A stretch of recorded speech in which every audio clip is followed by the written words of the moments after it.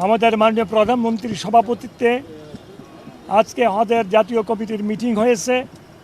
মিটিংয়ে মাননীয় প্রধানমন্ত্রী নির্দেশ প্রদান করেছেন কিভাবে হাজিদের খেদমত করতে হবে, কীভাবে আল্লাহর মেহমানদের খেদমত করতে হবে।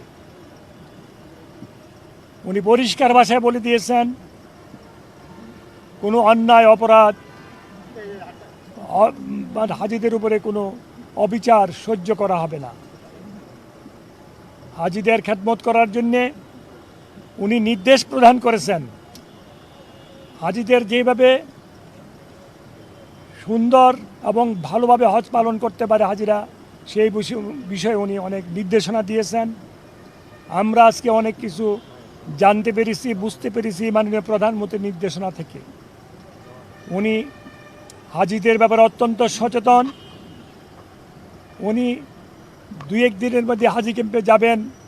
যে হাজি ক্যাম্পে হাজিরা এসে উঠবে, হাজি ক্যাম্পের অবস্থা দেখার জন্য উনি নিজেই যাবেন। নিজেই উনি বলেছেন, এটা আমরা বলি নাই, উনি নিজের থেকে বলেছেন আমি হাজি ক্যাম্প পরিদর্শন করব। আপনারা ওনার জন্য দোয়া করবেন, আল্লাহ পাক যেন ওনার প্রতি রহম করে, ওনাকে হেফাজত করে, এই সরকারকে হেফাজত করে। আসসালামু আলাইকুম। প্রধানমন্ত্রী ফ্লাইট জটিলতা দেখা দিতে পারে, বিশেষ করে তেলের দাম এবং মধ্যপ্রাচ্য পরিস্থিতি, এইগুলো নিয়ে আগাম সতর্কতা কি নিচ্ছেন? হাজিরা আল্লাহর মেহমান, ইনশাআল্লাহ আল্লাহ সব ব্যবস্থা করবে, কোনো জটিলতা হবে না ইনশাআল্লাহ। বলে আছিস ফ্লাইটের কোনো জটিলতা হবে না।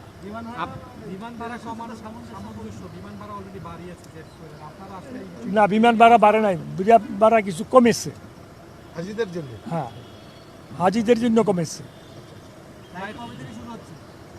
ফ্লাইট 17 তারিখে রাত্রে মাননীয় প্রধানমন্ত্রী উদ্বোধন করবে ইনশাআল্লাহ। বলে আছিস।